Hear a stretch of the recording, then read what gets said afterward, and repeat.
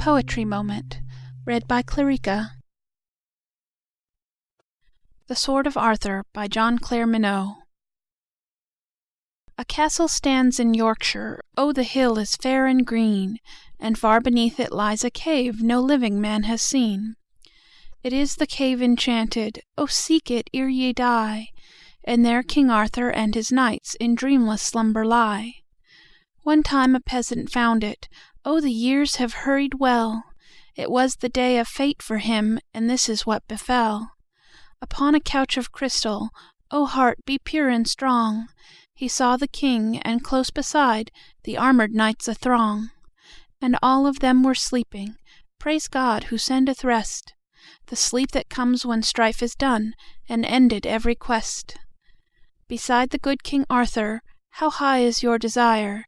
His sword within its scabbard lay, the sword with blade of fire. Now had the peasant known it, oh, if we all could know, he should have drawn that wondrous blade before he turned to go. If but his hand had touched it, the sword still lieth there, he would have felt in every vein a lofty purpose rare. If but his hand had drawn it, the sword still lieth there, a kingly way he would have walked wherever he might fare. But no, he fled affrighted, oh, pitiful the cost! And then he knew, but lo, the way into the cave was lost. He searched forever after, all this was long ago, but nevermore that crystal cave his eager eyes could know. Pray God ye have the vision, oh, search in every land, to seize the sword that Arthur bore when it lies there at your hand. End of poem.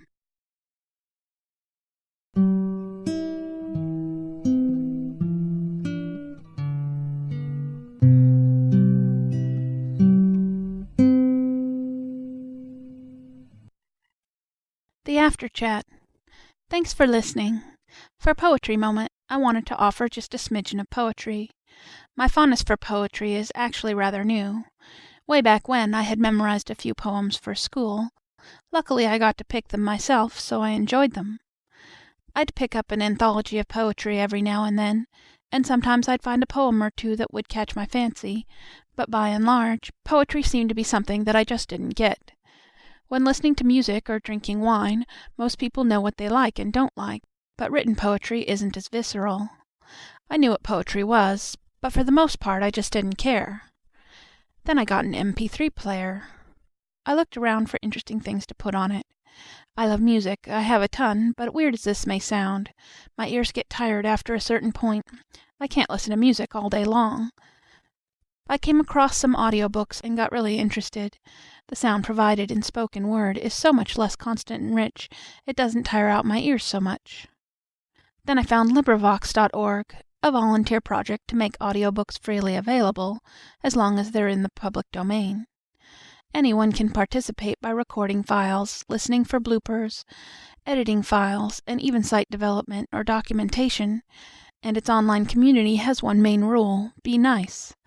It's an incredibly welcoming forum for newcomers, and if you're interested in reading, as I was, they suggest that you start with a short file or two to make sure your recording setup meets the technical requirements for file submission, to troubleshoot it, and to get better results through practice and experimentation before you start a longer project.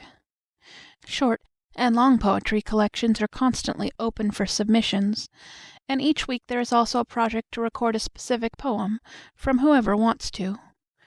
Reading poems for the weekly project, and browsing through poetry for the open collections, some poetry anyway, began to grab me. Just reading it off the page, it can slide through me without making much of an impression, but reading it aloud, imagining the listeners, that made all the difference for me. While I do contribute other things, the short poem is my favorite. It's quick and it's personal. I don't like every poem that I come across, but I like every poem I record, so here I am, sharing them with you.